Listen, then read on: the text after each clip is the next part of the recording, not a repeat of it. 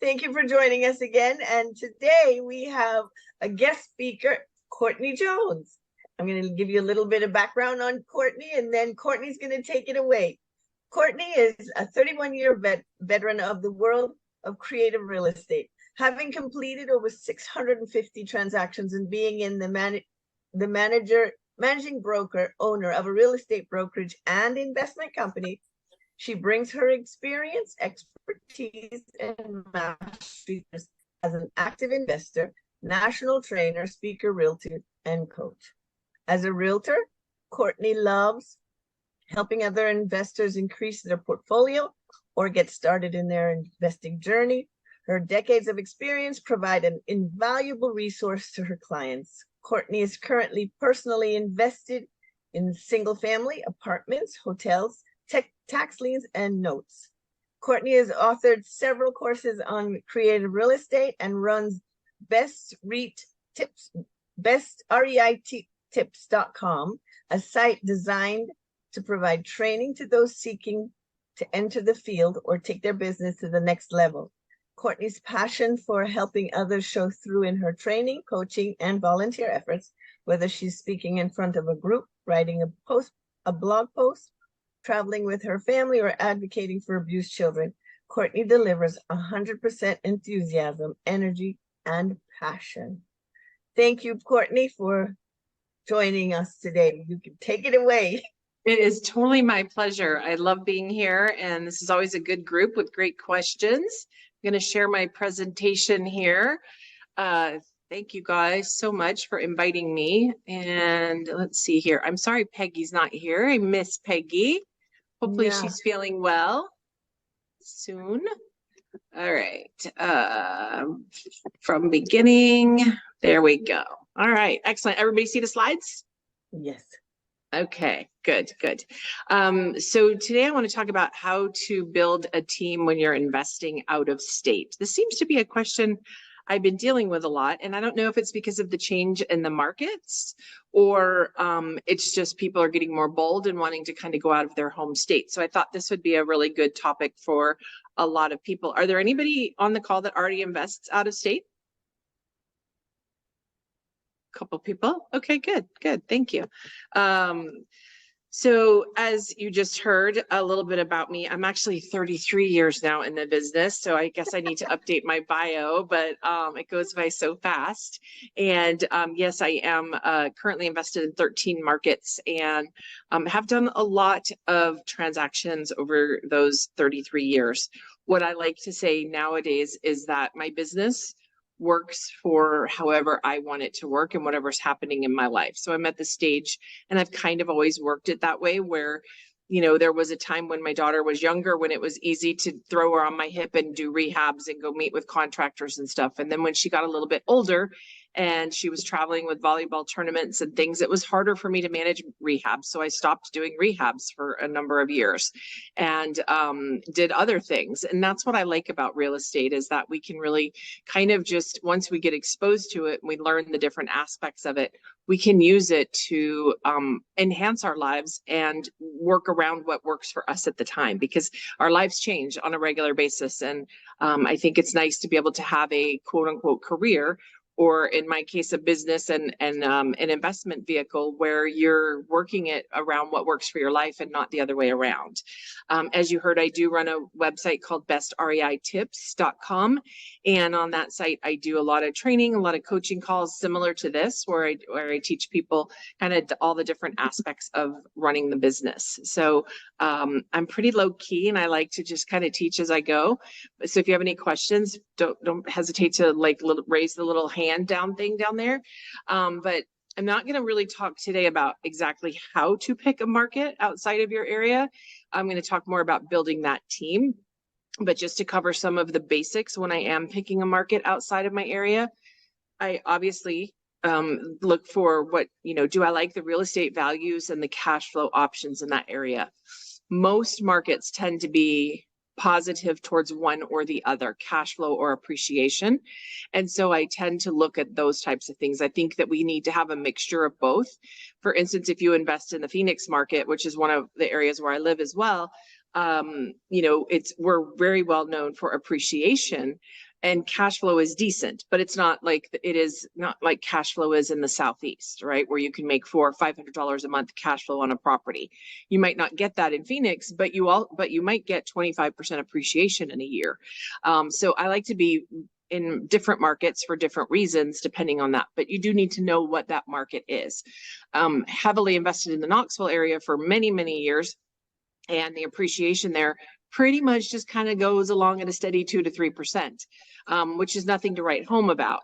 But cash flow is really good. It's not uncommon to get $500-$600 a cash flow per door. So when you're looking at different markets, that is definitely something that I look at. I also look to make sure that there's an increasing population, that people are moving to the area and not from the area. I'm in Detroit right now, and forever and ever, Detroit has been one of those areas where people have been fleeing in masses, but that has shifted in the last few years. And so now people are moving to this area, and things are starting to change in this area, which is really kind of a cool thing.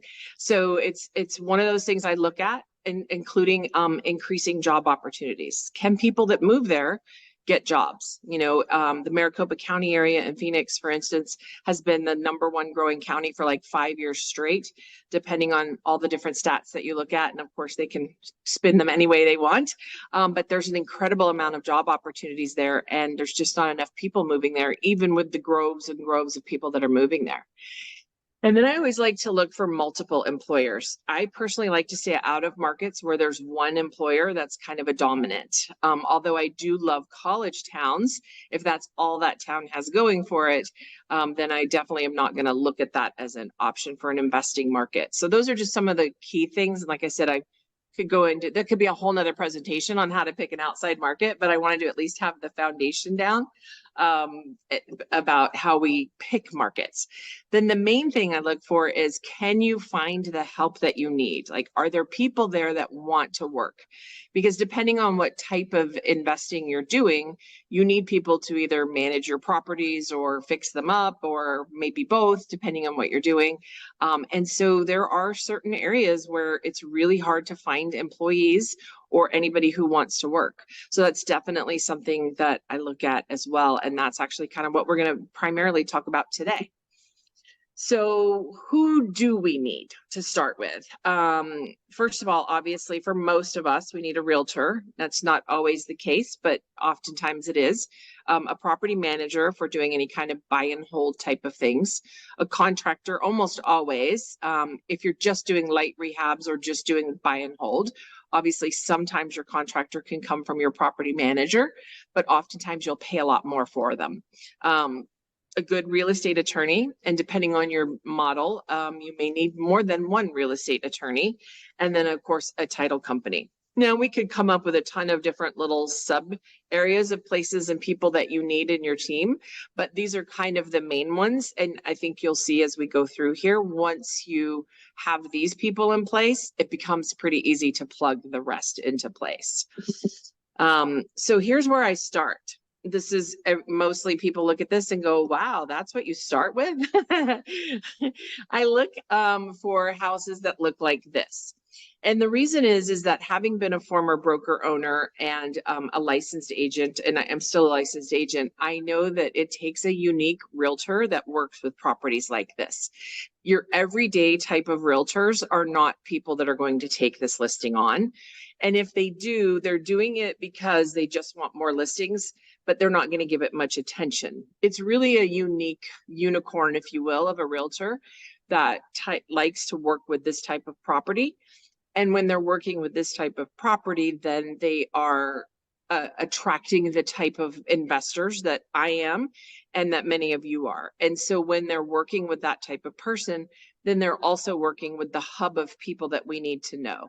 So when you go to, say, for instance, realtor.com, you can go to realtor.com and quickly and easily look up the top agents in any market that you're interested in going to. Who has the most listings, who sold the most listings, who has the most buyer transactions. All of that stuff is easily findable with a couple of clicks on realtor.com. What it doesn't easily tell you is who is the person who's going to be willing to do this property and walk this property or list this property or find these kind of properties for me. And that's usually a very small niche of people in any given market. Even in the Phoenix market, which is huge with realtors, I would say we only have about 25 to 30 agents who would really do a property like this justice. So I like to start there because these people aren't afraid to get their hands dirty. They're not afraid to roll up their pants. They're not afraid to go out and walk this house, even though they know they're probably going to get fleas and flea bites when they leave and all of the things that come along with looking at properties like this, because these people are kind of in the circle of people that I need as an investor for my business type. So this is where I start. I'll go into a market and I'll just really scan a whole bunch of houses. And I usually use Zillow for this. I'll just scan a whole bunch of properties and looking for ugly boarded up houses like this, or ones where the weeds are really high, or clearly there's shutters falling down, or whatever the case may be. I'm looking for those types of properties. And then once I find them, I'm looking on Zillow for a few different things. Okay, so I'm going to go into Zillow. And for those that want the more specifics on how to do this, you're going to go into the More tab. And you're going to look on, I look for Zillow 90 days or more. In most market, that's going to give you right now, that's going to give you most of your more rundown properties that need some work if they're on the market for 90 days or more. I'm going to type in keywords of fixer upper and then click apply. And when you do that, it's going to give you some different properties. It might just give you one or two. Here in the Memphis area, I did a quick search and I found one. Okay. Now Zillow does this tricky little thing because they sell leads to agents and stuff. So they'll always have this thing over here in the right-hand side where you can contact the agent or request a tour. And most people click on that thinking they're contacting the listing agent. You're not. You're actually contacting an agent that pays Zillow for leads when you go up here. So that's why I have that marked out in red. What you want to do is scroll down a little bit further, and on the, I don't know why that cut off, but on the left-hand side there, this actually says, even though you can't see it, I'm sorry, it says listed by, and it has the listing agent's name and phone number. That's the agent I'm going to call. That's the agent that was willing to list that house and put that house on the property. Now, that doesn't mean yet that she's our ideal agent, but that's a pretty good indicator if somebody's willing to list a property like that. I'm going to go through and find several, hopefully 5 to 10 people like her, and I'm going to document those phone numbers. So that's kind of where I start when I go into a new market. Now, ideally, I want 5 to 10 agents to call to start building rapport with. If you've ever tried to call an agent before, you know that this is not a one and done. You have to call them 5 to 10 times because they're busy and they don't always return phone calls, and they all have their priorities of how they communicate as well. And oftentimes they're inundated. If they're working with investors, they're inundated with investor calls from people who just attended some sort of a freebie seminar where they tell them to call agents and ask them for all these things for free and all this kind of stuff. And so oftentimes people will say to me, you know, the agents never call me back or this or that or whatever. And, you know, I 100% get that. And I think it's poor business, but at the same time, it's also sort of just an indication that they've been inundated with people trying to get free stuff and never buying anything, because 80% of people who go to these seminars never do anything with it. So just know that and reach out to them a couple of different ways. Okay. So what I usually do is I'll call. Hopefully you'll get 1 or 2 of them by phone right away.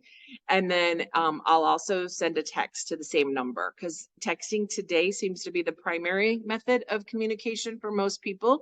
So I'll do that as well. And then if I still don't hear anything back, I'll call a couple days later. I'm going to do a few things during this call. I'm obviously trying to build rapport first and foremost. Remember, my goal is to build a team in this market. So I'm going to tell them that I'm an experienced investor so that they know I'm not just coming out of a seminar and I didn't just, you know, learn about no money down techniques yesterday. I'm going to ask them about that particular listing. I'm going to ask them about their experience, and then I'm going to be really crystal clear for them about what I am looking for.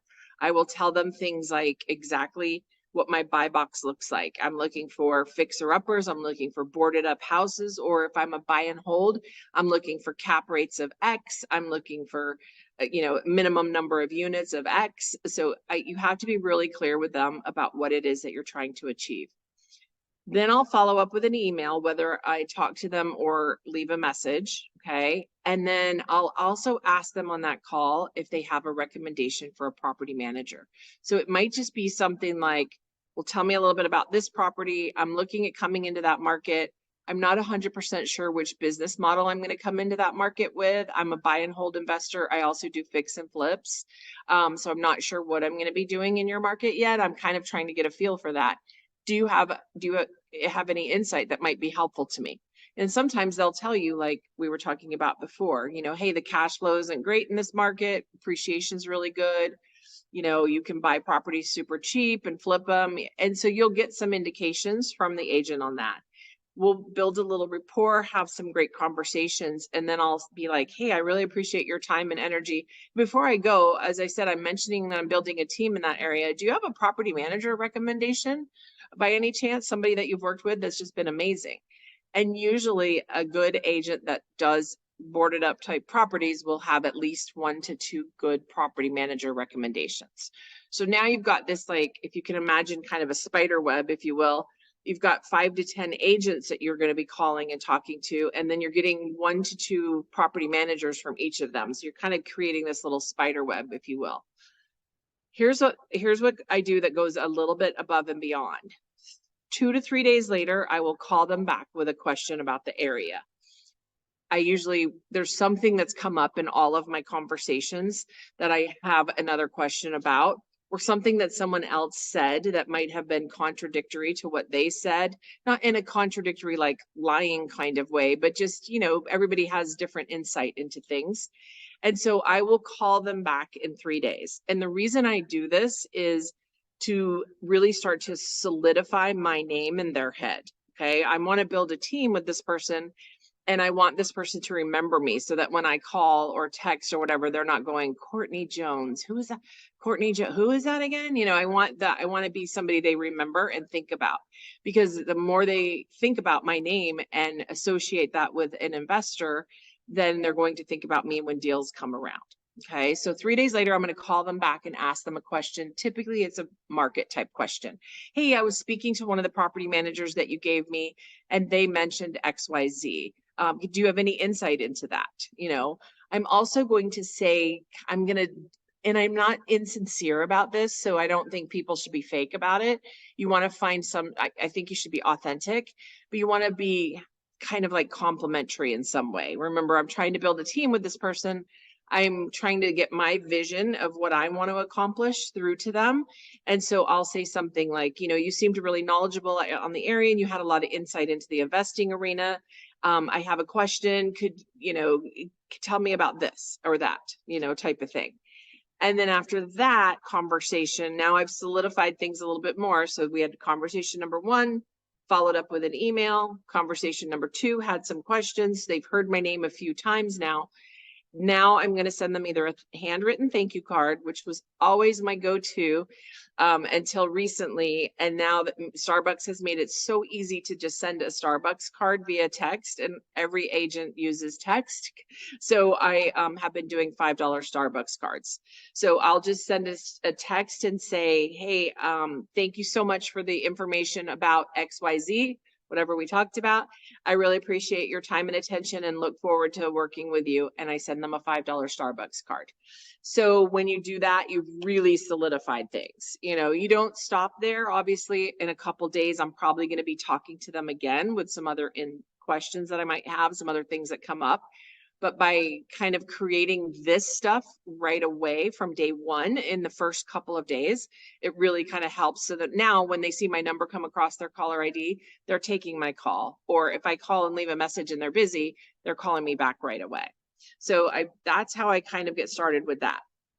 Now, the next thing I do is call all the property manager recommendations. So at this point, if I got 10 agents from the first exercise, and each of those gave me 1 to 2 property managers, I probably have some overlaps because not most areas don't have a massive amount of property managers unless you're going into big areas. So likely you'll have some overlaps. At this point, you might have 6 to 8, possibly 10 property managers to call. And when I call them, I'll usually make sure that I mention the realtor's name, so, hey, Bob Smith of ABC Realtor highly recommended you as a property manager. So it's sort of starting them off with a compliment, which is always a great way to start a conversation. I start building some rapport, asking them about their experience, their processes. Even if I'm not a buy and hold investor and I'm just going into an area to flip and I don't really need a property manager, I do know that property managers have a lot of good contacts. So I will still do this part, even if I'm just doing buy and hold in that, or flips in that area, because they have the contacts and they have good contractors a lot of times and people that can be of value to me. So I haven't typically at this point, I haven't fully decided what I'm going to do in that market, but I'm pursuing the property management aspect just to make sure that it's something that I can do and to pick their brain on the market, as well as getting referrals and insight into other folks that can help. So I'm going to listen for their, spiel. They usually, almost every property manager has their typical spiel that they give you on how much they charge and what they do and what their processes are and all that kind of stuff. I'm also going to try to build a relationship with these people. So I do listen for personal things, ask questions, all that type of stuff. And then on the property manager call, when I get ready to hang up, I'm going to say, oh, by the way, I do need to get a real estate attorney still. Who do you use, or is there someone specific that you recommend? And usually from here, I'm going to get a couple of different attorneys. Property managers tend to spread their business out to over a couple of different attorneys. Usually when I had my property management division, we would have one for evictions and then one for like documents and things like that. And then possibly another one if you have a lot of litigation or anything like that. So you'll usually get a couple of different attorneys' names from each property manager. Same thing with the property manager. I'm going to follow up with an email. Hey, it was great talking to you about XYZ. I really appreciate your insight on ABC. Thank you again for the referral to Mr. Attorney, blah, blah, blah. So again, I'm sort of solidifying everything, giving them my contact information, regurgitating the call that we just had. And then 3 days later, I'm going to also call them and ask a question about the market. It might be something simple. It might even be sometimes it's something I already got an answer on, like say for if I'm doing buy and hold, it might be eviction time or something like that. Like how does the eviction process work there? What's the time I can expect? Anything like that. It's really, this particular callback again is really just to solidify my name in their head and make sure that they remember me and that they have my contact information and that they think of me when they think investment, and that they take my calls. So I'll do that. And then you guessed it, I'm going to send a handwritten thank you card or a Starbucks $5 card with a text for them as well.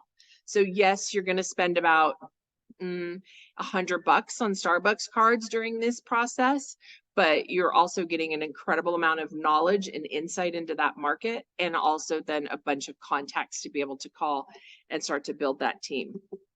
Any questions so far? Turn the light on there. Okay.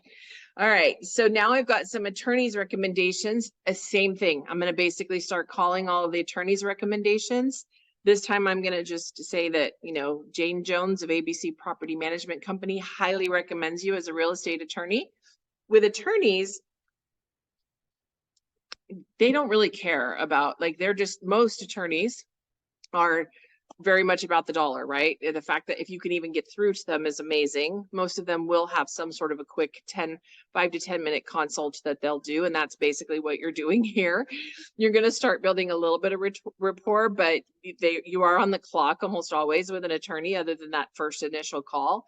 So it's really more about what do you handle? What don't you handle? What kind of things do you do? Verifying anything, like if I found out what the eviction process was, or if I'm doing foreclosures or whatever, I verify what that is. So I've gotten that information from other sources. And then with the attorney, I'm just sort of verifying it because it's more of a quick and to the point type of thing. And then once I get that information, same thing. A lot of times you'll see you get things from the realtor, you'll get stuff from the property manager, and then you'll have this massive list and you'll be like, oh, 3 people recommended this attorney, so then it's kind of like, okay, that's probably a no-brainer. I'm going to call him first, so now you're kind of starting to whittle that list down a little bit. But with the attorneys, it's less about building rapport, more about kind of having that conversation. But you do want somebody that you can talk to and have conversations with, and that you don't feel like they're being a jerk all the time. So that's kind of how the attorney process goes. So now you can see you kind of have this kind of thing. So it's not really a web, but it's sort of just like you're getting all of these different referrals from different people. It's really more about just sort of being intentional every time you talk to somebody about asking for a referral to somebody else. And you can't just be like, well, I need you to build my whole team. These are all the people I need. You want to be real specific about it. And that's why I kind of target from each person. From the agent, I'm looking for property managers. From the property managers, I'm looking for an attorney. I'm going to go back to the property managers later and find contractors. But that also depends on how the property manager works, because some property managers in some areas are very specific, like you have to use their contractors. I don't usually hire those types of people. But if they're that way, then obviously they have their own contractors and they're not sharing outside contractors. But it just kind of a little bit depends on the area. So this is kind of what you've got going on and looking at, and you're really starting to build this. And as you're talking to each of these people, my personal preference is to have a conversation with these people. Every now and then, especially in today's world, I'll get agents that just want to text the whole time. And I will oftentimes just after a few, I'll let them do their comfort level and be in the text. And then after a few back and forth exchanges, I'll say something like, hey, can we hop on a live call? I'd love to hear your voice, and put a voice with the face or whatever, with the text words or whatever. And so, because I do like to do that, I do think you get a lot better back and forth from that. Because if you say something or they say something, then you can go, oh, wait, tell me a little bit more about that, which is really hard to do in text. And so I do like to hop on the phone eventually with all of these people. But now you've sort of got this little web thing going, and this is a beautiful thing because now you have a whole bunch of people that you can talk to. And in just a couple of days of doing that, you've now got a good realtor or two that you can find deals from. You've got a good property manager or two to manage those deals, or at least you've started to narrow that list down. And then you've got a couple of different contacts for attorneys. And really the title company will come when you get ready to do a deal. That's kind of, I always think of that as kind of an afterthought building in my team. Not if you're doing specialty things like a lot of creative financing deals and stuff that I do. But then I have certain people that I go to for that kind of recommendations. But contractors, you can almost get from any of the above. So I don't focus on that as much unless I'm really going in with a, like say I'm buying an apartment building, and the whole point of the apartment building is to rehab it and then get it rented out. Then the contractor might be my starting point after a realtor who can kind of guide me in that direction. So it sort of depends a little bit on the process of what you're doing. But the whole idea really when you're doing all of these things is to be memorable, to stand out from everybody else that's just wanting something for free, which unfortunately is a lot of people. I obviously expect them to do their jobs and expect them to work, but I'm also not calling them and asking them to just run comps for every single house that I'm interested in, or, spend a ton of time if I'm not going to actually turn out to be a buying client, because I know that time is money for them as well. There's a lot of people in the world that take advantage of realtors and property managers for their time for things like that. And I understand that because I've been on the other end of that a lot. So I'm very conscious of that, and I try not to do that. I let them know constantly, hey, if I'm just investigating, maybe I have it down to 2 markets. I'll be honest with them and tell them, hey, I'm looking at 2 markets right now, just kind of gathering some information. These are the pluses and minuses I'm seeing in your market. What insight can you give me? So I won't take a lot of their time, but I'll ask them the questions and I'll be real specific. If I know I'm going into that market, I'll be honest and tell them, hey, I'm coming into that market. Here, this is what I'm thinking about doing. I'm looking to build a team. Here's what I've done in the past. Let me send you some information so that they know that they're dealing with somebody who's actually going to probably make them some money. I want to provide value to them as well. And I'll show you how I do that in just a minute. I'm super grateful and thankful to them. And I like to give praise and kudos I want to provide value to them. And so one of the things that I do regularly when I narrow down my team about a week later is I'll call them back with other questions about the market. And when I end the call, I ask them, how can I provide value to you? This is one of my favorite questions to ask people. How would I know if I ran across someone who would be a good referral for you? I want to build your business and help you as well. You've done an amazing, you've given me some great information and really helped save me a lot of time and energy in learning about your market. And I greatly appreciate it. How would I know if I ran across somebody who would be a good referral to you? Because I want to make sure to help you as well. So that's always one of my favorite things to do. And then these days, one of the best things you can possibly do for people is to give them a shout out on social media. Do tag them so that they know that. So depending on if you're doing it in Instagram or Facebook, you want to make sure you tag them. But also what I did forget to put on here is leaving some sort of a review, whether that's on Google review or Facebook review or wherever they advertise the most. You can do a quick Google search and see their name and you'll see. But leaving them a review to say, hey, I haven't done a transaction with this person yet, but I called them to inquire about their market. I had 20 questions to ask them and they spent the time with me. They were extremely professional. They answered my questions and helped me.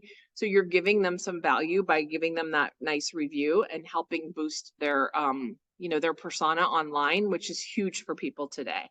So those are some of the ways that I do that. And,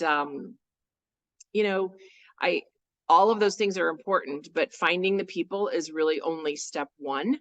And that's where most people stop. And then the number one thing I hear from people is I tried investing out of state, but it was so hard because people just didn't do what they were supposed to. And so I always say to people, the finding the people is only step one. You have to manage those people and set clear expectations. So you have to be clear and concise in your expectations with people. You have to have systems and processes documented that you want them to follow. You can't expect what you don't inspect. So you have to kind of regularly follow up with people and do your due diligence in managing them the same way you would manage somebody that was in your office. If you had an office with 4 employees in it, you're not just going to let everybody do what they want, when they want, and how they want. You're going to be having weekly meetings or bi-weekly meetings or whatever. You have to do the same thing with these people. So whether that's a weekly call or a bi-weekly call, going into a new market, I usually would make that a weekly thing, just to make sure we're all on the same page. You have to be quick to correct and address issues. If you expect reports every Monday, as an example, and come Wednesday, the report isn't to you yet, you can't just sit and simmer about it and be angry and then be upset that, oh, the people aren't doing their job. On Monday at 5 o'clock, if I don't have the report and the expectation was set that the report is supposed to be to me on Mondays, I'm sending an email and texting, hey, I didn't get my report, is something going on? So you're managing it quickly and staying on top of it so that people know, oh, if she has an expectation, she's going to follow up with that. I'm quick to recognize and shout out positives as well. Like I said, whether that's a Google review, a Facebook review, a simple post that I'm making where I might say, thank you to the termite inspector who saved me today, and I tag them in it or whatever. But I'm always kind and respectful, always. But the one thing I find, especially we have a lot of women on this call, is that women think that being firm means that they're being disrespectful. And I totally disagree with that. I think it's completely the opposite.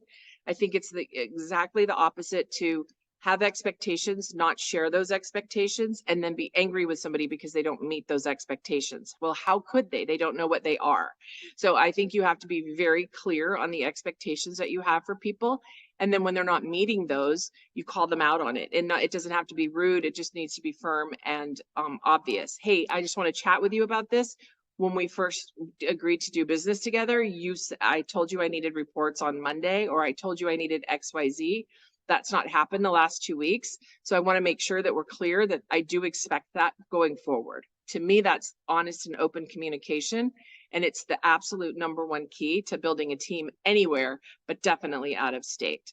And then everything is in writing. So anything that I have conversations about, anything that we discuss over the phone, which I would always prefer that personal communication, or text. If there's something important that goes on in a text communication back and forth between you and I, and we're doing business together, I'm going to screenshot those texts and email them to myself so that I have a record of that, because I don't want to go back to my text 5 years from now to try to find that written documentation, right? So I will screenshot those things for myself and email them, and then that way they're always getting saved in the folder. So if my property manager calls me about an issue, then they're, let's say, evicting somebody or something, and we're having conversation about it, I will screenshot everything I just told them to do and then send that to myself. And now I save it in the folder for that property so that I know that that's there.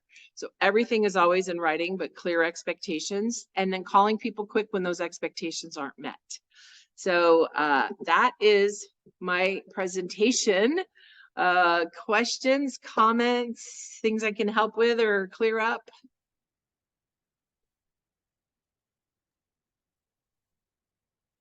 Already? Well, My name is, can you hear me? I can hear you, Yeah. Eugene. Great, fantastic presentation. So I've invested a lot out of state. I'm also a realtor, so I do get a lot of calls from people. There is one thing that you forgot to mention. So I'll take those calls. I'll have that 5 to 10 minute conversation. Now we have a system that automatically sends them an email, things like that. Part of the system, I don't go to work until they show me proof of funds or the ability to close. Because if I don't have something that shows me that you have the ability, you're a closer, I don't work, and I don't put my team to work either. Totally. Yeah, we weren't really to that point because we're still kind of building a relationship, but what I was teaching was on building the team. So we hadn't really got to that yet, but 100% that would be one of the follow-ups. Like, so I covered, the initial phone conversation, then a few days later, you're going to call back with information. Then you're going to send them a Starbucks card for thank you information. Probably the following week, as I get down to, and I figure out, hey, these are the 2 or 3 realtors I want to build in that area. That's when I'm going to send them an email and say, hey, thanks so much again for talking to me. By the way, here's exactly what I'm looking for again. Oh, and here's the attached my proof of funds. And sometimes I'll even send, like, this is the commercial lender that I use, or this is the whatever that situation is. So I'll follow up with all of that. But absolutely, I wouldn't expect them to do any work without that. Okay. Sure. The other thing, again, I guess this is the next step, which is different than the building the team. When somebody hires us, and then they want to use our network of especially contractors or handymen, or even us, to go look at a property, I tell them the first time you use one of our contractors or handymen, pay them the first time just to go look. Once they realize you're a closer, they'll go look for free. Right, for sure. I Yeah. totally agree with that. And I do that a lot when I'm looking for boots on the ground. If I'm going into an area where I'm looking for like rehabs or something, I'm not going to solely rely on a realtor to find me those, because a lot of times the wholesalers are the better people for that.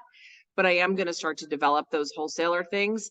But if I find a wholesaler who has good properties, but I need boots on the ground to go look at it or take a video of it for me or whatever, I totally will do that and pay somebody, even if it's a realtor. A lot of times realtors will do that, and I'll just pay them to go do that for the time. But you're right, after a couple, and especially once you've closed a couple transactions, they'll oftentimes do it. They'll be like, I'm over there. I'll take care of it. No big deal. It's just being respectful of people's time and not expecting them to do it for free. And for some reason in this world, we really do that a lot with realtors. When I recently became a realtor because my wife forced me to, but I was an investor I was a pain in the ass investor on realtors. I And understand. but then I realized time is money, money is time.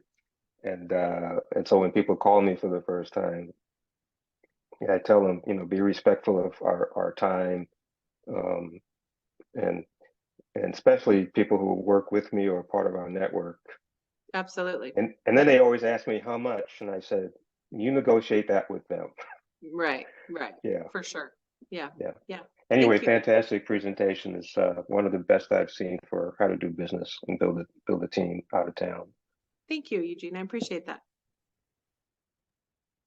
Courtney, I have Anybody a Okay, just a sure. quick comment about giving them value because they've given you time and giving them value. I loved what you said, Courtney, about leaving them a good Google review. Yeah. Because I'm a real estate agent and that is pure gold. Yeah. Those are give them a 5-star review, say a few nice things. Starbucks card makes me happy too. So Right. I think, just being yourself, being authentic, being friendly, and, that shows people that if you send them a review, they're going to see it because Google's going to email them and they're going to go, oh, wow, look at that. That nice lady left me a review. So I really Exactly. like that. Yeah, and a lot of people think they have to wait until you've done a transaction together. But to me, it's like, hey, if you've given me some insight into your market and saved me time from having to do that research or given me information that's going to help me a lot, then I can say that clearly in a Google review and still provide value for you. So yeah, totally. It's a huge value add for them. And most of them are working hard to build their reviews now anyway. Fantastic tip. Thank you. Thank you. Anybody else? Yeah, I've got an ask. Can folks put their contact details in the chat? Courtney? Mine? Oh, I'm sorry. I didn't catch that part. Yeah, I can do that. Yeah. Well, I'm talking about everybody on the call. That Oh, way okay. we can Oh. print the chat out and potentially network with each other after this call. Sure. Well, I have a question. You said you're in a lot of different markets. What are some of the markets that you're in now? Let's see. Arizona. I'm sorry, it's hard for me to type and talk at the same time. Okay. Arizona, Detroit, Tennessee, Ohio.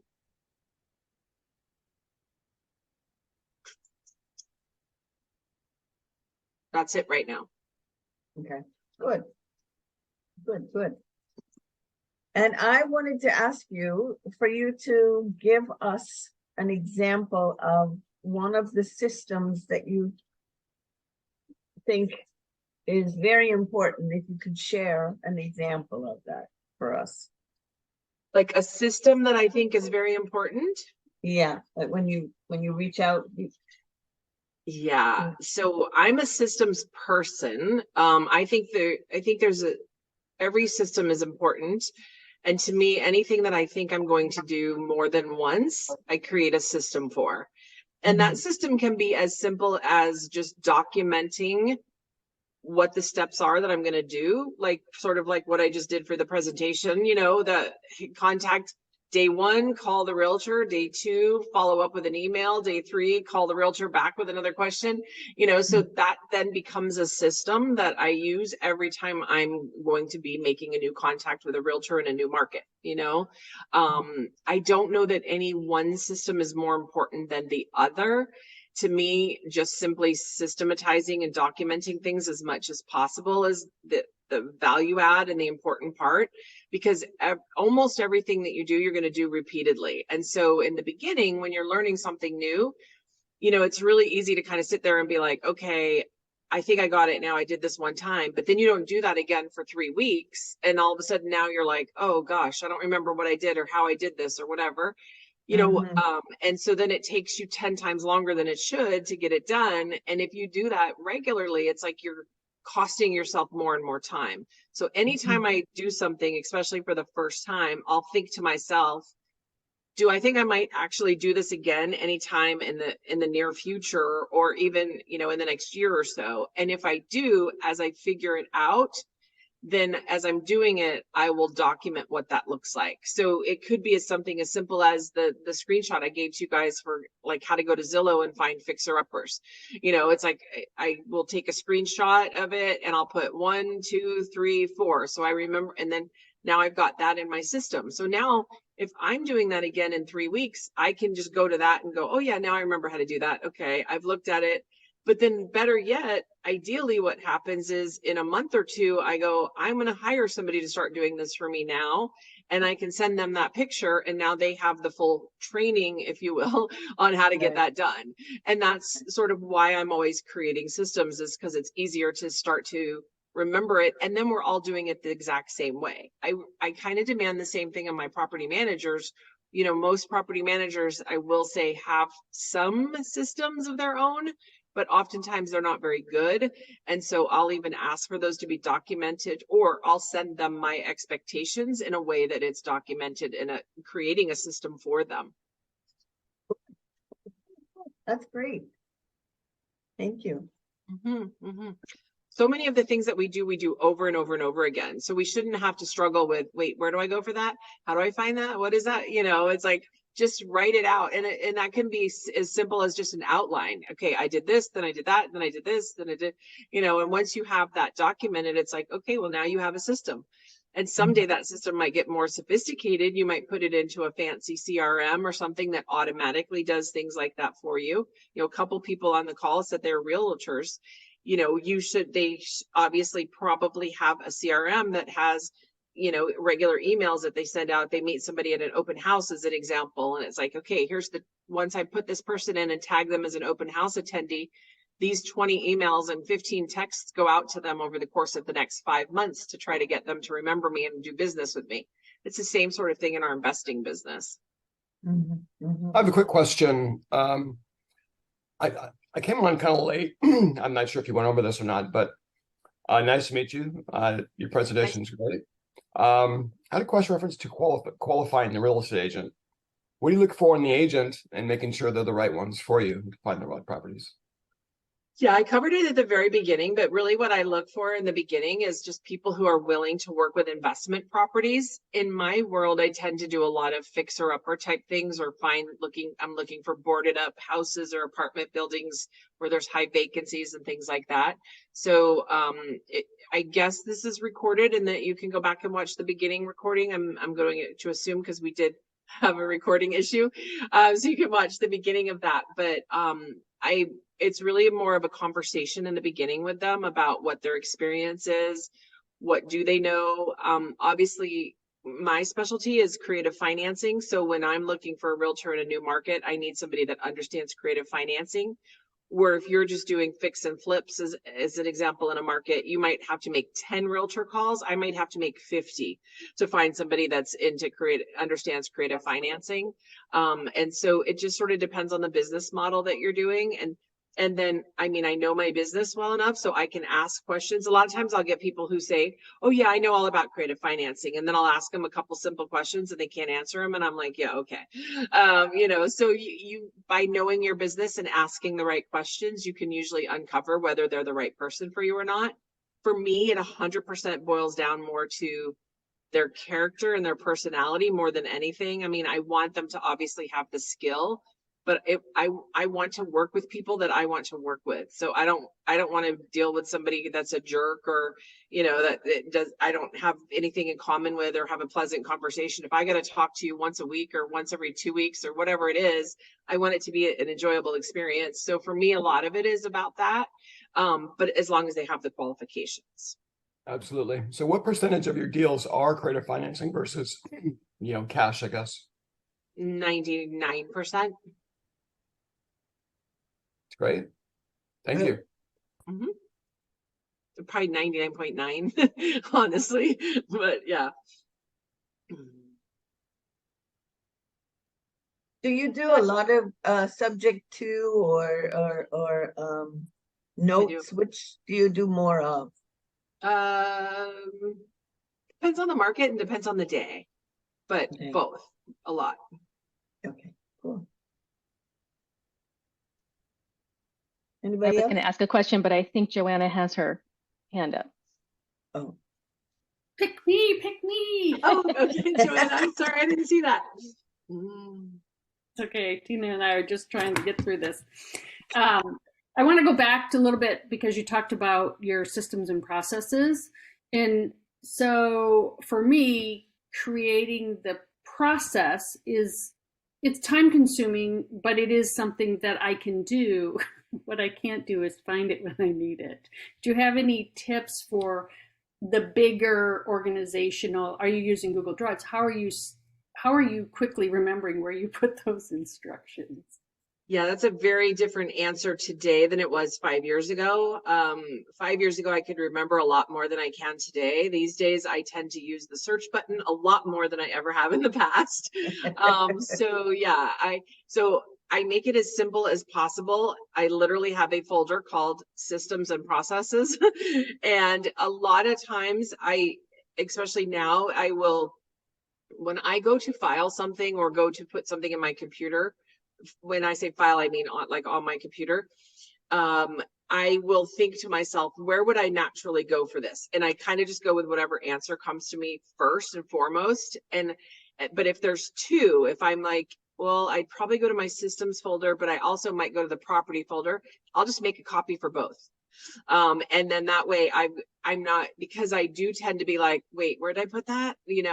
But having a systems and processes folder really helps a lot, because I just make sure I put everything in there that's an outline of or checklist. Now, let's say as an example, like we were talking before about taking that, finding on Zillow, finding the agents and stuff like that. Let's say which this is not a full-time job by any means, but let's say I did hire someone for that job and that becomes their job now.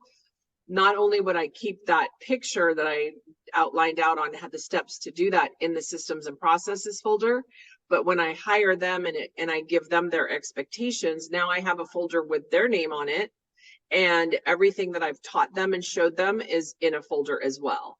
And so like I might say, like if I'm training Joanne, I might have a folder called Joanne, and then in that folder I might have a folder called things I've showed Joanne and things I haven't showed Joanne. And so like I might have that in there in one of those, and then once I show it to her, I move it to the showed folder. So now I know I can say, actually, I gave this to you on last Monday, because they're asking you about it again, and you're like, yeah, please see the document I sent to you last week. So I have to do a little bit more duplicates now, like that kind of stuff, than I used to when I was younger and I had a fresher brain. But I actually just acknowledge it and go, okay, well, where would I go to look for it? Okay, in both these places? Well, good, I'll put one in each. And then that way I know it's there. But I do use the search button a lot on my computer these days. And, the search buttons on our computers they're pretty powerful. Like you can search for specific words. If you just remember, oh, I created that document and I said Zillow, searching for an agent on Zillow or something like that. You can type in the words Zillow agent and it'll find it, so I do that a lot. All right. That was helpful. Thank you. Good. And those of you that are young, enjoy it while you can. Because it all goes away.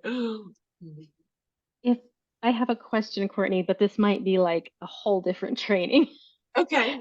Well, I guess we'll have to tell Peggy I have to come back then. Yeah. So working creative finance is something that I'm learning about. I've been learning about and just consuming content so much, with you and other people. And as a real estate agent, I find it fascinating and I'd like to do it as an investor. But what I don't understand, so like if you're finding properties that are listed with a real estate agent, are you buying properties with a real estate agent using creative financing? And if so, how are they getting paid? Yeah, so I think I did actually answer this question in the last time I was on Nest Egg. I talked all about creative financing, so I'm sure you can go back on the channel and find that one. And I did talk about that, but it just depends. I don't buy all the properties from agents. I would say most of the time, not so much today because I don't do a lot of marketing direct to sellers anymore, but years ago, I did most of the marketing direct to sellers looking for motivation and being able to do creative deals. And so my marketing was all directly to potential sellers that would have motivation, like divorced people or people in foreclosures or people with tax liens or, those types of things. And I did a lot of that. Today, it's more realtor bound because I don't want to work as hard and I don't care about buying as many properties and all that kind of stuff. So I like to have other people do the work. So in that case, I would use a realtor, and how they're getting paid depends. So like with every real estate question, right? The answer is depends. It could be, they could take a note back for their commissions. So it's not uncommon for an agent to take a note back. So you have $10,000 commissions coming to you. Tracy, would you be willing to get that $10,000? If I made that $12,000, would you wait 2 years for it or get it in monthly payments? Or once I get this apartment building stabilized and I'm making cash flow, I could start making payments on that. Would you give me 6 months and a promissory note to start making payments to that? If it's a house, it might be, some houses I can't afford to. There's not enough room in this deal for me to pay you commissions, but hopefully I've treated you well up until this point. I've done some deals with you. I say to you, hey, I can't make it work on this one, but let me do this. I've got another property I'm in the middle of rehabbing. Let me give you the listing on that one to make up for this. So there's a bunch of different ways. And Okay. sometimes it's just, I have to raise private money to pay the agent. Okay. Get creative. Thank you. Yep, That's really helpful. Exactly. Yep. Yeah. Yeah. I'll but have to go back watch and look that for too, that. because I think I'll go we watch did it. talk Yeah. about that. Yeah. Yeah. How do you Anything find that the realtors are receiving that when you come? Because it's a lot sort of of them don't understand. Yeah, it sort of goes back to the initial conversation. You have to find the realtors that will do that and are open to those types of things. And you have to find the people who are willing to work for that. Not all of them will. Most of them don't understand it. In my world of creative financing, I have to find the realtors that do understand those things. Sometimes I have to teach it to them because I just can't find anyone in that market that understands it. So if that means I have to train them on it, then that's just extra time, but it's also doable, so it just depends on what you're doing, what your business model is. And hey, Karen, I didn't even see you till just now. What you're doing and what market you're going into and what you're looking for. But it is definitely, they're unicorn agents. They're not the norm. It's definitely the 1 out of 100 type of people. Right. Well, we're at the top of the hour, and thank you very much, Cortney. This was a great presentation. My pleasure. I'm sure we all enjoyed it. And of course, we're going to be sending this out by email for the recordings, so we can always go back over them if we want. I'm going to stop the recording now.